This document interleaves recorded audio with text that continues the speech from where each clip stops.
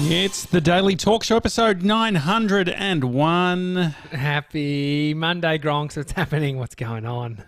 How are we? We are doing the episode later than usual. Normally we do it in the morning around 8:30. Right now it's currently... 21st birthday went wild. Yeah, very, very crazy. Very crazy. I mean, how do you feel for someone who doesn't drink going to these types of events? Because I spent the first 28 years of my life being the guy who was sober and had to watch everyone. What's the experience for you as the sober guy at a party where people are drinking? Oh, I mean, it's that was okay. Parks are different. It's the bars that I don't get around with the drinking when you're not drinking. But the parks are nice. The only issue was yesterday was the 1st of November. First day of me not having coffee, and I'm either the biggest pussy ever, but I had the worst headache by the end of the day, and I reckon it comes down to having no coffee. Do you reckon? Yeah, I think so, dude. It started coming on while we were at the park, and I even made you a drink. I actually got around that. I was like, oh fuck, I was free pouring you. You didn't even see it. I was breezed like, can you? You saw it? No, I didn't see it. I was just free pouring you a gin. Oh, great. Appreciate it. Chucked in some sort of limes, got you going, got you fired up. But by the time I left, I had this headache. And the time I got home, I had to lie down. I almost spewed. That's how bad it was. You know when you got like, it feels like you need a massage in the it's like a glands thing neck. Or no? No, like the like back of my neck. Like you need. It's the exact same feeling I have when I have a bad hangover. My head just gets horrible. Don't you think it's the same thing though that you would get if you have sunstroke? Same sort of feeling? Oh, I mean, I was just in a world of pain. It was fucked. And so, do you know what I had to do? I had to have a cup of tea. I was like, I've got to drink some. I've got to get some caffeine somehow. You inspired me to go zero caffeine, and I was like, oh fuck! I just said coffee. I've got to just have some caffeine now. And so anyway, I've had 27 cups of coffee, cups of tea today. No, I haven't. But I'm feeling much better today. But I just had a look at some of the symptoms. So headache is one of them. Fatigue, difficulty concentrating, depressed mood. It's going to do the opposite to what I wanted it to do. So do you think that it's you're sort of going to wean off it and then you'll all of a sudden feel better? Well, I'm just going to stay with having a couple of cups of tea a day. If anything, it's just for my mind thinking I'm having some caffeine. And so you didn't have any tea yesterday? Until 5:30 p.m. But I don't feel, the reason I came off it, which I told you, I haven't had that same feeling of when I have a coffee in the morning and I get a bit freaky in my system. Yeah, I mean, it was a shock to the system, I think, for everyone. This is, the first... Is it the first weekend, or it feels like the first proper weekend where we're really transitioned out of the lockdown? And so the parks, we went to Edinburgh Gardens. If you haven't listened to the episode, it was hectic. I've never had to... I can count on one hand how many times I've had to line up for a toilet anywhere. That's concerts, bars, whatever you want to, all the different things. I had to line up to piss. Well, they've even put in more portable public toilets in the parks. That's how crazy it's getting. But how's the chances of my brother being 40 metres from us, having a picnic with his friends, and we had no idea that he was going to be there? I didn't tell him that I was going there. And then and we live, 15, 20 minutes drive from that location. Well, I feel like the likelihood is probably high because I reckon most people... less people nowadays based on having kids and his kids weren't there. So it was like a special occasion. He dropped them off at his at their grandparents and he went to the park. And so that... Back in the day, yes. I would bump into him because we're loose units congregate in the similar areas of other loose units. Yeah. And so... But we're not loose units anymore. We're not responsible adults. Responsible units. On the Portaloo thing, last night at around, I'd say 3 a.m., I heard a car skidding a little bit, sort of turning the corner near our place, and I'm quick on things, and so I could hear sirens from a really far way away, like suburbs away. And so I was like, okay, this is a police chase or something. And I went to get up, and then Bree sort of like just put her arm on me and said, don't get up, just stay, whatever. And then put the gun down. Exactly. Then the sirens got louder, and then more sirens and more sirens and more sirens. There ended up being 6 emergency service vehicles out the front of our place, or just a street away, and we could see it all from the balcony. There was a structure fire, and so there were a lot of emergency services out. But when you get woken up at 3 a.m, you don't know what it is. Yeah, I saw those stories come through, and I got to give him more credit now. You got to put the timestamp on that, son, because I thought, I was like, oh, that must be like 6 p.m. or something last night, or like 8 p.m. when it got dark. Wow, that was at 3 a.m. Yeah, that was at 3 a.m. And then the reason I bring up the Portaloos was, I don't know if this is a thing or not, but I couldn't get back to sleep. Then I just stayed up, and I was watching the road, and I saw a truck arrive with a Portaloo. And the question that I want to know, I don't know the answer, do they have Portaloos for firefighters or any other emergency services if they have to stay fighting something for a while? Great question. I don't know the answer, but I know that sometimes that, like for instance, remember when the house burnt down next to me, and I was out there with the garden hose like a real idiot? They had to stay around for ages because even though the fire's Fire out, investigation as well. It goes on and on. And so that was a specific. Who did it look like a police or fire car that had dropped it off, or was it like it just looked like a tradie thing. But then the story that I told myself, and I worked at the fire brigade, so I should know this. I don't, but I was thinking. But it is also very unionised, so I could imagine it's like over half an hour, bring a toilet type of thing. But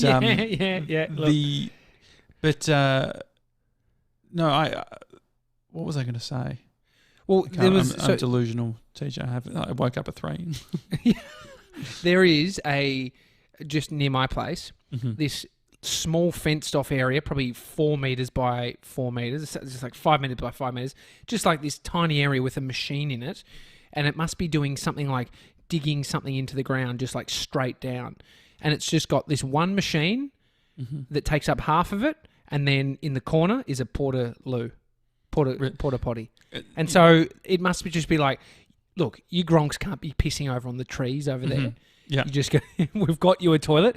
I mean, maybe now you can't be going in knocking on places or like in terms of using other people's toilets. I couldn't imagine a fiery doing that. What I was thinking was like if it was a tradie or, just a service, what the deal is, whether they have a phone number and then one of the fireys, has to call. I just thought it was an interesting concept. I was thinking, I wonder what other, because it's like private businesses, like at cleaners, when there's fire damage or something has to happen, someone has to go and clean it up, right?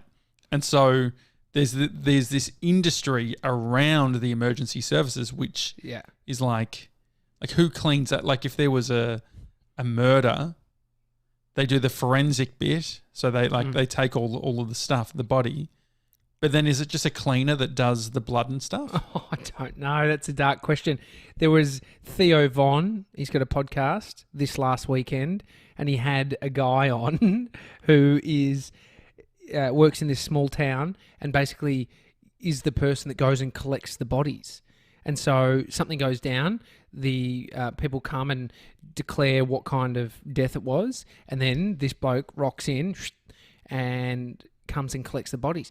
But he said that he's had to come in and collect like 400, 500-pound bodies before. Has to get reinforcement. But that business is working around the clock. Like it's a private business, and he's working around the clock. He's on call Well, there's reality shows about this stuff now. Is there? There's a reality show based at a morgue. Oh, jeez. Do they show real? Do they show I can't real remember, bodies? but it's just sort of it's sort of filmed like like the pawn shop shows, where they do secondhand selling and things like that. What's this it's, worth? Yeah. It's filmed like that. Wow. I went to my auntie used to work at a funeral parlour, and at the funeral parlours they have bodies there that are ready for going off to a funeral. And I remember as a kid going into the cold room, and I can't seriously. I can't.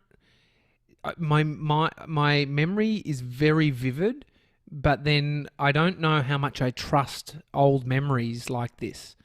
Like I'm not sure. Like I'd have to speak to her about it, but I can definitely corroborate my corroborate my whereabouts. Like I was there, Mum did take me there, my auntie did work there, and supposedly there was bodies there. But I remember walking in to this cold area where there was 2 bodies, and I saw them as a kid. And that is full on. Yeah, and full so, on, but you don't know if it's true or not. Well, I only brought that up because it's like there's such old memories that I don't know how much mayo my mind has put on something. Like, did I see it from outside of a window looking in? Like, in my mind, I was in there. I walked in. I was like, I could see the 2 bodies. And it was definitely a thing, but I should confirm with my auntie if she let me. Actually, her memory's probably like, fuck, you can't let kids in to see the dead bodies anymore. Yeah, her 2020 answer. Yeah, definitely. Not, absolutely not. This is the same auntie that also bought me a budgie, and my dad opened the front door and said, absolutely not, that budgie's going back. That was for your birthday. That was for my birthday. So she brings the goods, my auntie that shows me dead bodies and buys me budgies. It's not ideal. I mean, where are you at with your chickens, talking about birds? Yeah, that's next stage, chickens. So the garage is in. Next stage, chickens. Shed. Yeah, sorry, shed, yeah.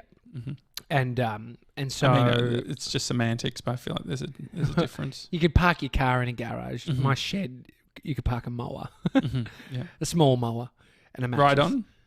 Nah, door's not big enough. You could cut it open, get it in, but then you won't be able to close it. Did you end up getting any money back on the issue? No. Well, the shed came and one of the panels was too long, and so it was a packing problem, and we ended up using a grinder to just cut the panel to be the size that it needed to be. But no, I called them and couldn't get through, and then I hung up, and then I have forgotten about it. Okay, it's too much. I gave them. My brother actually asked me that over the weekend. I said, "Yeah, but I just went to town on them on the podcast." It's about the same, isn't it? They weren't going to do anything. Yeah, I mean, it reminds me of Bree and I ordering dinner, and we have used the Uber Eats. They'll do a free delivery, but the way free delivery works is that it is getting attached onto someone else's order, right? So someone's paying for it. I think that's how it works. And this is what Bree's saying anyway. This is what she's telling me. This is why she's pissed off, because we paid for delivery for a place. It was sort of further out. We, it's like paid the $4.99 or whatever it was, and a freeloader jumped on our order, but they delivered to the freeloader first, and so Bree's feedback on it is, why should you be impacted when you're paying for the delivery? It's not on. Oh, absolutely. Absolutely. There's just a few wires crossed there. Absolutely. That's pissing me off. Yeah. And I don't even order Uber. Yeah. So that's something. Well, you were up this morning at 3. What did you actually not go back to sleep? Have you not slept? No, because I had my alarm for 5 for an editing thing that I'm doing, and so I did go back into bed. I had an audio book, and then by 4:30 when I wasn't asleep, I was like, this is not happening. Absolutely, yeah. Mhm. You just got to get up. Mhm. And so, well, this morning I had I didn't have to get up that early, but I did have a parent-teacher interview before work started. Really? This was, yeah. They do they're that? doing it. Well, yep, they seem to be doing it. Or is Bodhi sort of fucked up? Unless they made it out that it was for everyone, it was just for Uh-huh. Bodhi. No. At daycare, they have like a section where you could get your first in, best dressed of time slot that you wanted Mhm. for the kids. I think it's because kids have been at home through COVID, and so they've left a bunch of learning out, and so they ended up talking about what's been happening at home, learning at home. But yeah, I was thinking, fuck, I remember as a kid teacher-parent interview. Did you ever? I mean, Did you ever mine have were pretty good, like because I was mates with all the teachers. But it was almost like when they just did it when they mates- picked you up from their house. Yeah, exactly. No, but it almost felt like when your parents are chatting to your mates when you're a little bit like, oh, don't embarrass me. But no, yeah, I just remember my mum being very sort of whenever they would say something nice, she would say, you should see what he's like at home. That was sort of geez, if only he was this nice at home. That was sort of the vibe. What about with you, with parent-teacher? Yeah, well, I mean, I think I just kind of tried to avoid any thought about them. I must have just been like out. If anything, it was a good time because Mum had to go across the road to the school, and so I had a free house. All the parents weren't there. No, I think we sat in on them. Fuck, I can't remember that. Yeah, because you sit on there because it's sort of like, Josh is doing well, blah, blah, blah. Don't you think, like, what do you think, Josh, you could be improving on? I actually cannot remember doing one. If anything, I remember just burning around the school while it was happening.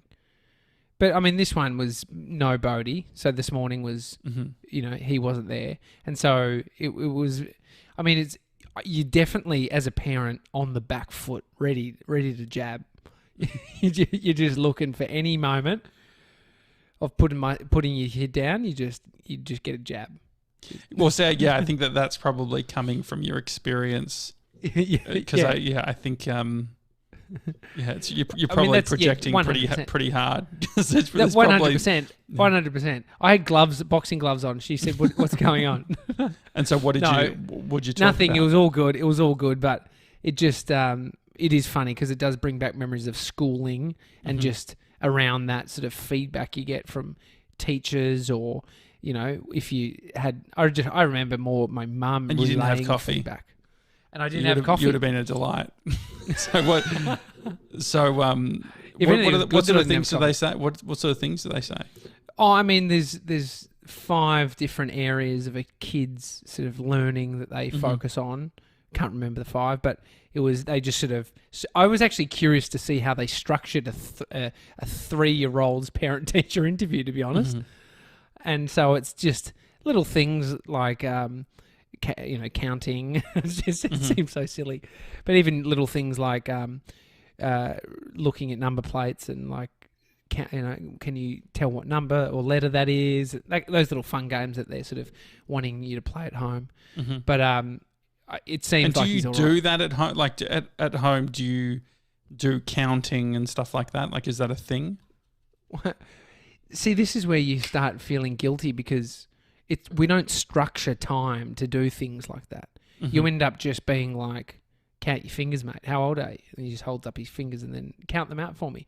And so you're constantly wanting them to count, say say when's their birthday. Like, it's more for entertainment value, if anything.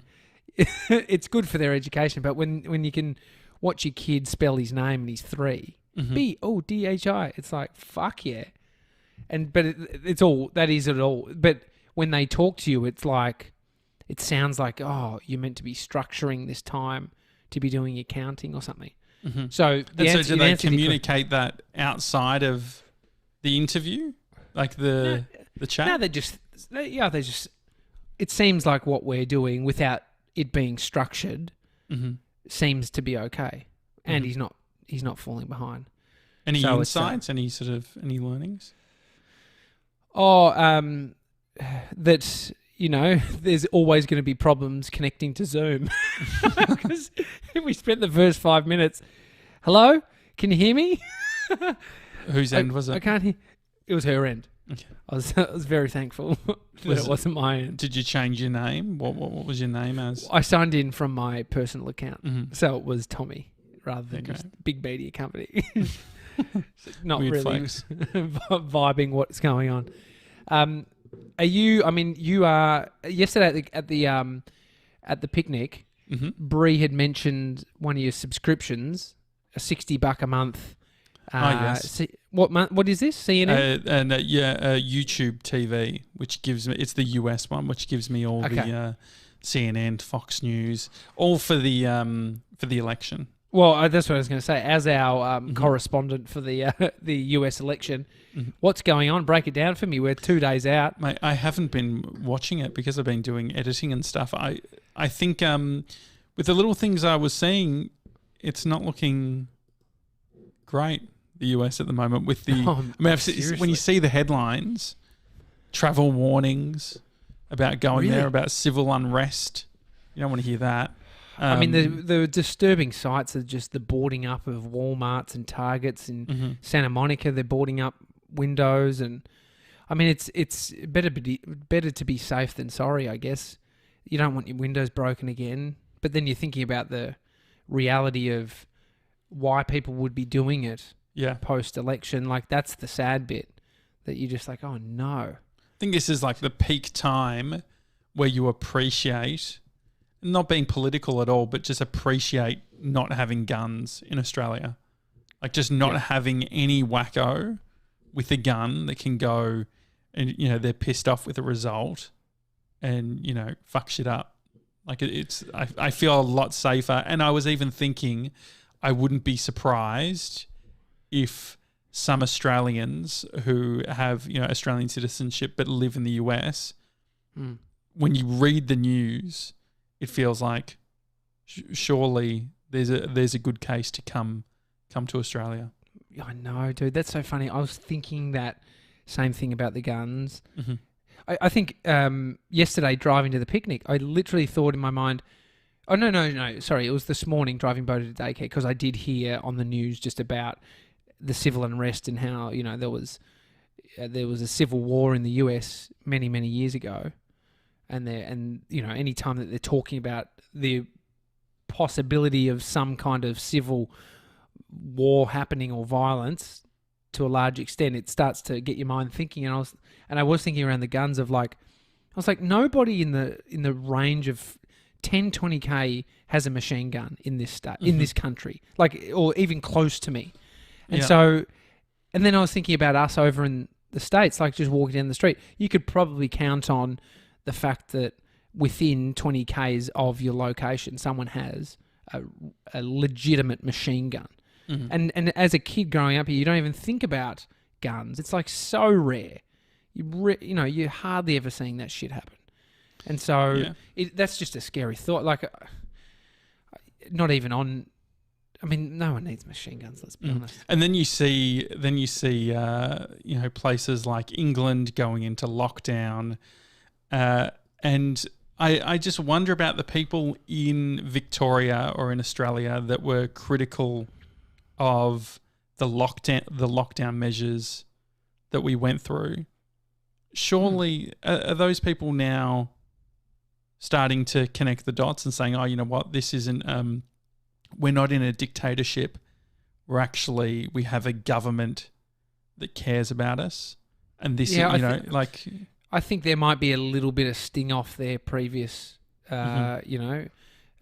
approach, only because the freedom makes you forget. Like, once you can be in the park and you're with your mates throwing the frisbee or the baseball, you have a little catch, you really quickly forget what that sort of felt like, and you start to forget more about it. So I think, I mean, you look at, London or England going back into a lockdown from where they were, they came out of it like we did the first time in Melbourne, and then it just has got really bad. And so, I mean, you got to think in Australia, it's not going to go backwards. I mean, you hope that it's not going to go backwards. But I mean, I'm glad that it's happening, that we're coming out at this time where it's Christmas. It's nearly Christmas, and you know the summer holidays and the vibe of summer. Mm-hmm. Hopefully it, it changes everyone's mindset towards it. Mm-hmm. The baseball at the park, you had a throw. What did you think? Yeah, mate, old school. One thing I did think, I remember the dirty big black duffel bag of mitts that they would pull out of the sports cupboard at primary school. I just remember sweaty mitts. Like I don't know if old, we had baseball mitts. Yeah, there was. I don't think they came out all the time. They were primo. But I just remember the leather smell, and just like the real sort of floppy ones that had been used a lot. So your ones are nice and firm and sort of still holding their shape. But yeah, I enjoyed it. Not bad. Like throwing a little baseball. It's good. Yeah, I mean, what other you played with? Is it a Diablo or what do you call it? Oh, aerobi. Frisbee. Sorry. Mm-hmm. Yeah. Played with that. There was a few other games in the park happening. That wooden one's very popular. What's that? God, I don't know. Throw a piece of wood. It's basically they look like cylindrical with almost like a sharp cut at the top of it, and it's got a number 1 to 10 across, and they sort of stack them up and you throw them. It's almost like bocce, a bit more aggressive because you try and knock the wood over. But I don't know. It must be a new thing. There was probably about 5 people playing it. Yeah. So I mean, we're going to look at getting that for our duffel bag of sporting equipment. I mean, the thing is, you would need a bag within a bag, otherwise it would just get too crazy. Yeah, definitely. I mean, bocce is one that we could get in the bag. I love bocce. Very, very fond of bocce. Okay, great. Why isn't there people playing bocce? Too heavy? Maybe too heavy. Bit old school. Yeah. But I mean, there is like the quality bocce sets are the real solid, just metal balls. Then they have some sort of, joker ones that are like solid plastic, but I don't think they sit as well. But I reckon bocce's the go. Neat, tidy little box of bocce. That'd be nice. Hi at thedailytalkshow.com. Are you in an area that is going back into lockdown? How are you going? Reach out to us. Tell us. Tom? Yeah, I reckon there's a few people that listen from different areas that are going into lockdown. Yeah, I'd love to know what the vibe is. What are you thinking? Did you think it was all over? Like, was the freedom that we're talking about feeling now, was it the same? Were you vibing that? Like, sun's out, guns out?